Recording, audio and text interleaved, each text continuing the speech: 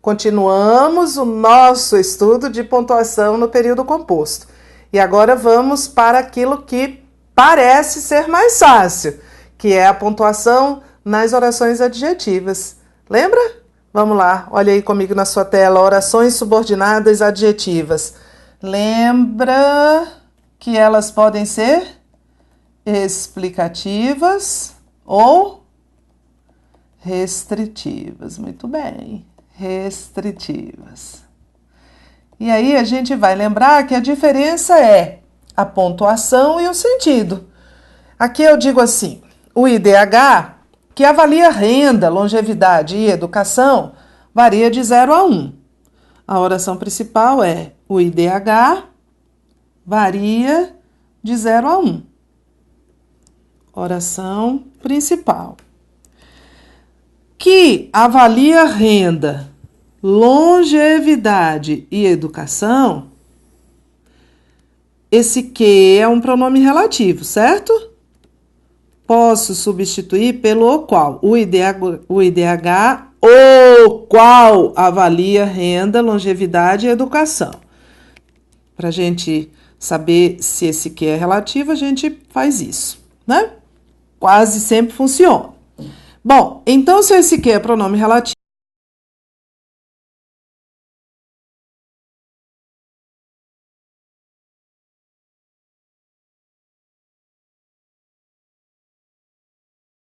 e ela está isolada por vírgulas. Então ela é uma oração subordinada adjetiva explicativa. E tinha de ser, né? Porque não só existe um IDH, só existe um IDH, um índice de desenvolvimento humano. E ele varia de 0 a 1. Então nem dava para essa oração ser restritiva, porque eu não posso restringir aquilo que é único.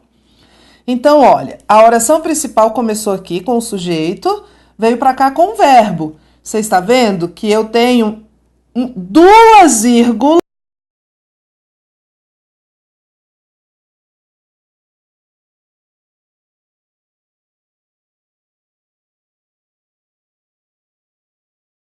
Enumeração de termos. É a vírgula da enumeração de termos. Eu tenho aqui 3 termos que são os objetos.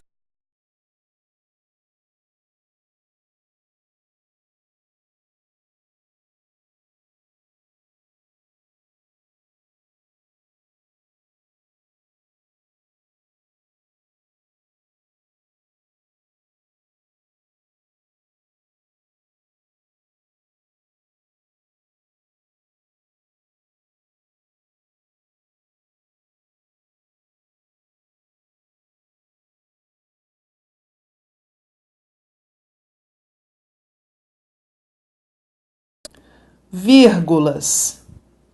Empregam-se vírgulas. Travessões ou parênteses. Tanto faz, empregam-se vírgulas, travessões ou parênteses. Para isolar oração adjetiva explicativa, que é aquela cujo atributo se refere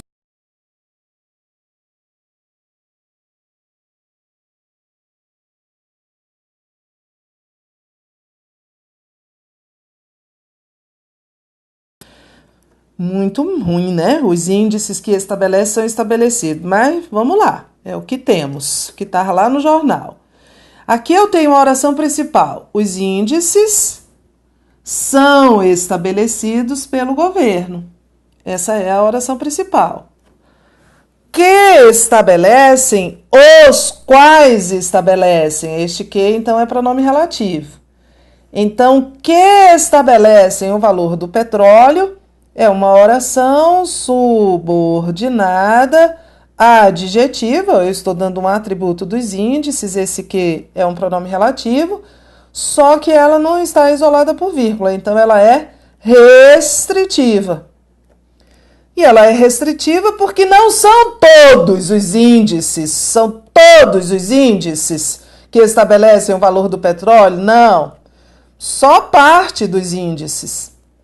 Bom, então ela tem valor restritivo. Nós já falamos dessa diferença todinha. Por isso ela não está isolada. E se eu isolar, Tereza, se você isolar por vírgulas, travessões ou parênteses, ela vai virar explicativa.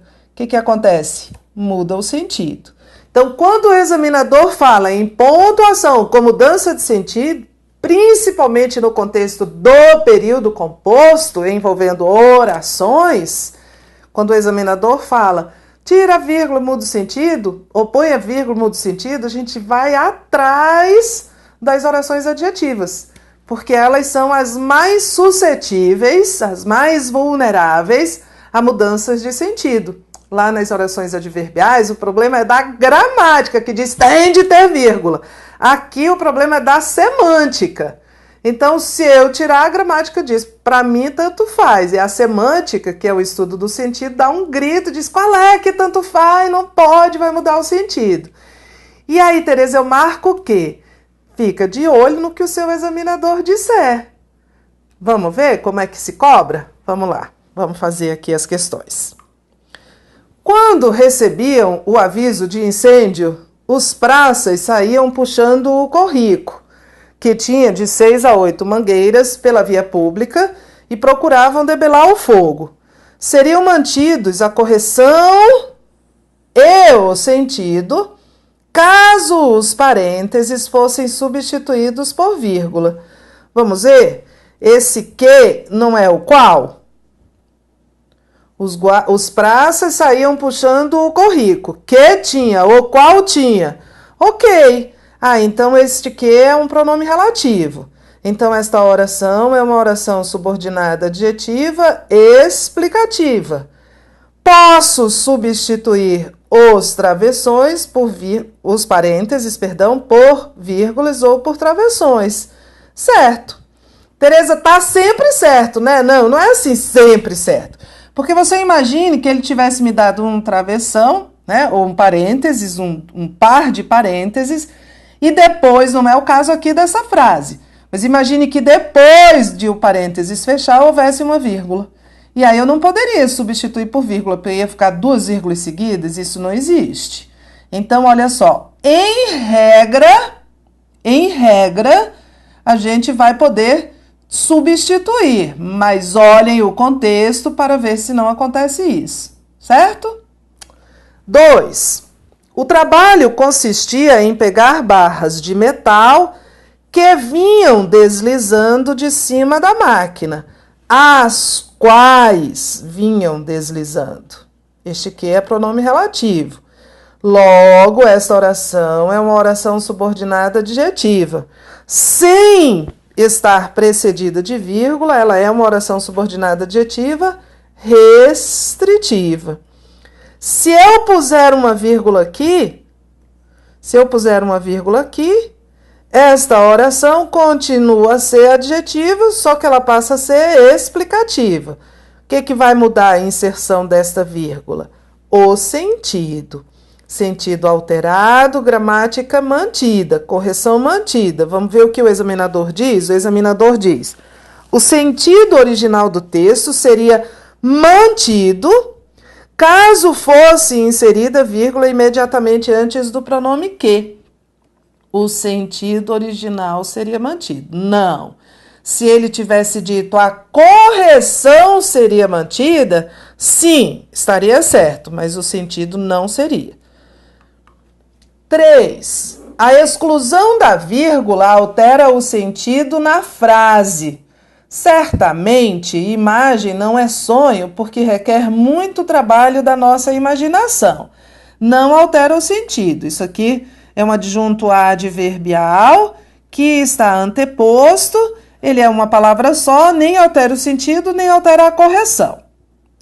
Quando ele fala a exclusão da vírgula altera o sentido, a gente já meio que procura uma oração adjetiva, tá?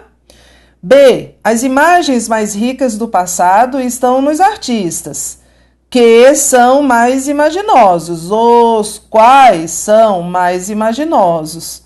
Esse que é um pronome relativo, Logo, esta oração é uma oração subordinada adjetiva, precedida de vírgula, ela é explicativa.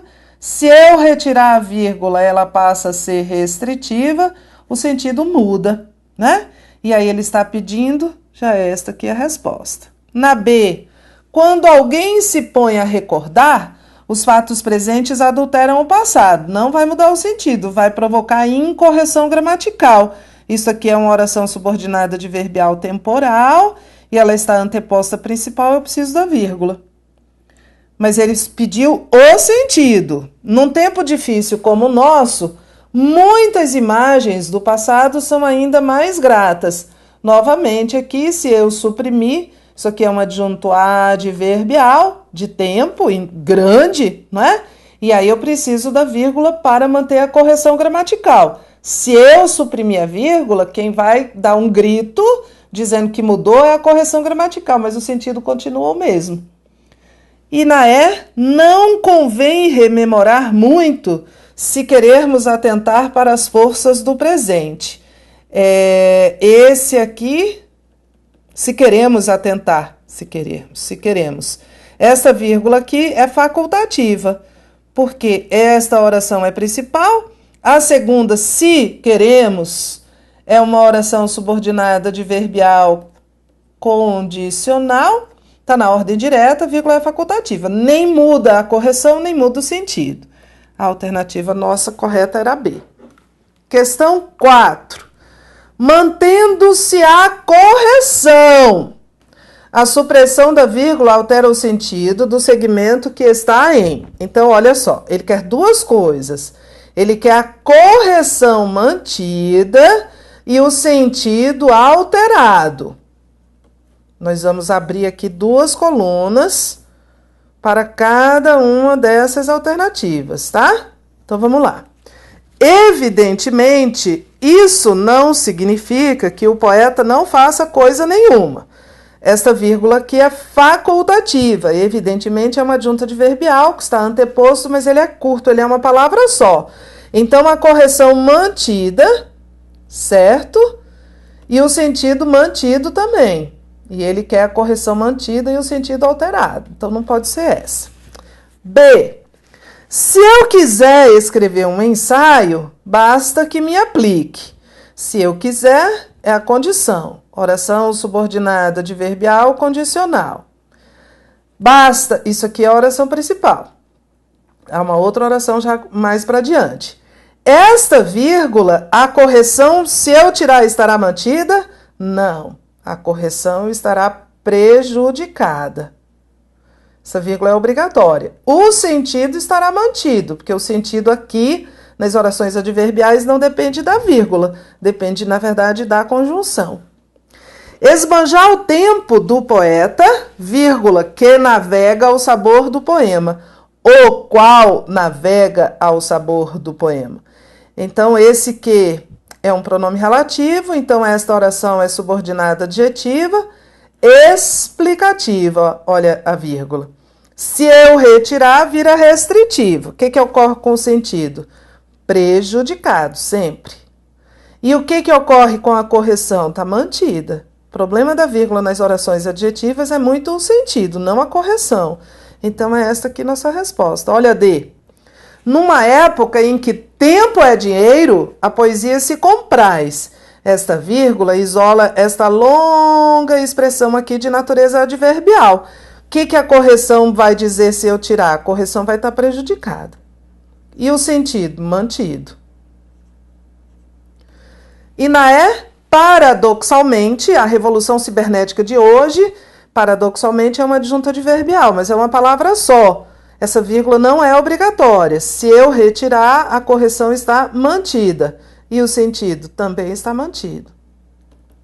Então, a alternativa C, deu trabalho, porque ele queria aqui, mantém-se a correção, altera-se o sentido. Em jurisprudência majoritária, são apenas objetos que possuem, os quais possuem, capacidade de se mover. Bom, esse que, então, é pronome relativo, e esta oração que ele introduz é uma oração subordinada adjetiva restritiva, certo? Sem pontuação. O que ele está dizendo? a inserção de uma vírgula imediatamente após objetos manteria a correção e o sentido original do período. Não. Manteria a correção. O sentido seria alterado, porque a oração passaria a ser uma oração subordinada adjetiva explicativa. É um ritual, não é? É um protocolo, a gente aplica sempre o mesmo raciocínio. Então o item está errado por conta do sentido. Agora, a vírgula nas orações subordinadas substantivas. Vamos lembrar essas orações? Orações subordinadas substantivas são introduzidas quando desenvolvidas por conjunções integrantes, exercem função sintática de substantivo, podem ser substituídas por isso, e as funções sintáticas que elas exercem são sujeito, objeto direto, objeto indireto, complemento nominal, predicativo, aposto. As únicas orações subordinadas substantivas que aceitam vir separadas, mais do que isso, que exigem separação da oração principal, são mais apositivas, por isso elas estão aqui destacadas. Essas outras aqui não se separam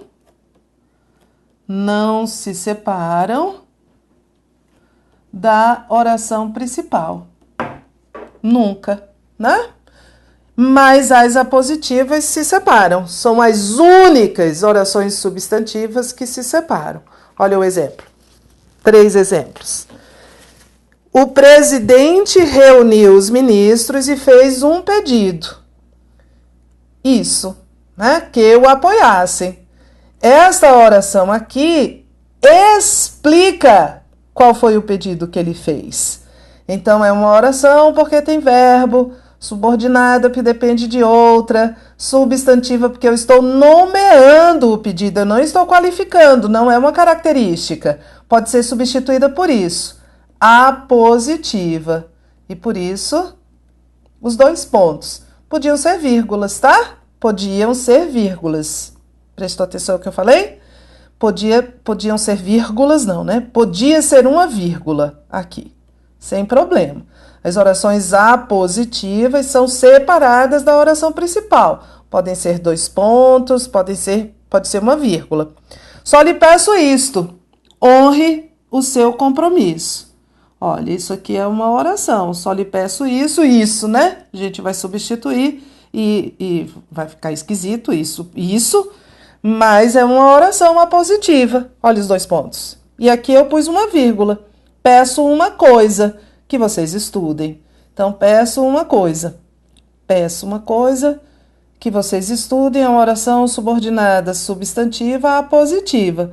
Poderiam ser 2 pontos, Tereza? Poderiam. O mais importante é a gente entender o que a gente já tinha visto lá atrás, quando a gente trabalhou as orações substantivas, que as únicas orações substantivas separadas por pontuação da oração principal são as apositivas.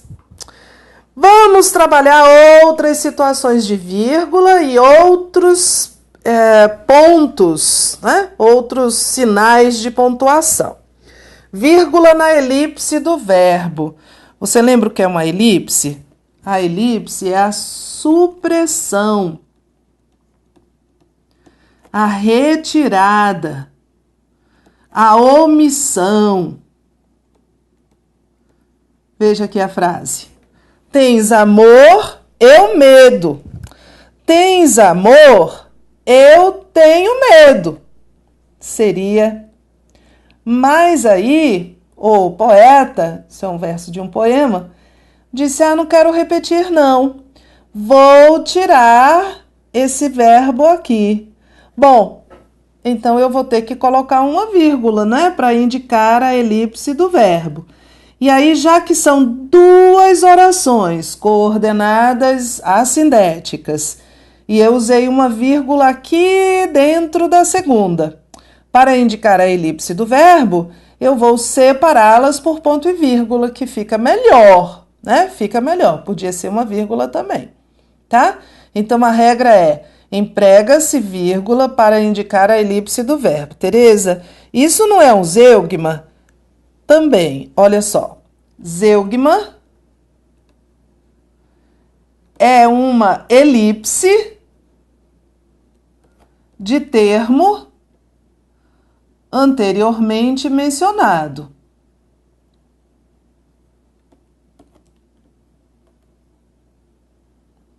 Certo? Zeugma é uma elipse de termo anteriormente mencionado. Todo zeugma é uma elipse. Então, não tenho que dizer que é zeugma. Se o examinador disser que é a elipse, ok, a elipse é o gênero.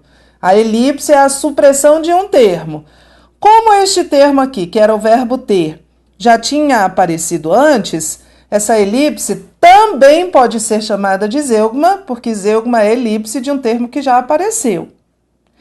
Vírgula para indicar a elipse ou o zeugma do verbo. Vejam as duas questões. Tecnologia para essa empreitada, os chineses têm. Dinheiro também. Se esta segunda oração estivesse todinha aqui, com todos os elementos, seria assim: dinheiro, os chineses têm também. Dinheiro, os chineses têm também. Mas a pessoa que escreveu disse: vou poupar o meu leitor de ler essa repetição, não é? É o mesmo sujeito da oração anterior. Então a primeira coisa que ele fez foi tirar o sujeito. Se ele tivesse tirado só o sujeito, não haveria vírgula aqui. Dinheiro tem também. Mas a segunda coisa que ele tirou foi a forma verbal tem, que já tinha aparecido antes. Então, é uma situação que eu posso dizer que é um zeugma. Aí, sai o verbo e entra a vírgula. Por isso é que ficou dinheiro, vírgula, também. A vírgula é empregada após dinheiro, marca a elipse do verbo da oração, certo? Não vai errar isso aqui, porque muitos ficam querendo ser muito preciosistas, né? E dizer assim, não é uma elipse, é um zeugma. Todo zeugma é uma elipse. A elipse é um gênero, supressão de qualquer termo da oração. E o zeugma é a elipse de um termo que já havia sido anteriormente mencionado.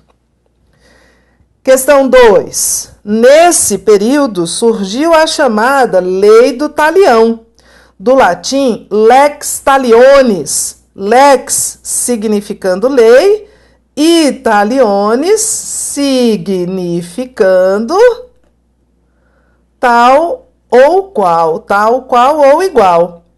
Só que, como ele já tinha usado significando aqui, ele resolveu suprimir o autor do texto a segunda ocorrência. Então, ele não usou significando duas vezes. Ou seja, suprimiu um verbo. Ou seja, praticou uma elipse, né? Ou seja, vírgula aqui necessariamente, tá? Na linha 12, a vírgula que se segue ao vocábulo talionis representa a elipse da forma verbal significando. Sim, representa a elipse da forma verbal significando. Nos dois casos, veja, ele está chamando de elipse. Eu volto a dizer que está certo. Estaria certo também se ele tivesse chamado de zeugma, tá? Vou voltar no próximo bloco, mais rápido, para a gente falar de outros sinais de pontuação. Porque apesar de a vírgula ser o sinal mais usado, não é o único. Então, vamos falar de 2 pontos, ponto e vírgula. Não sai daí não que eu volto, é rapidinho.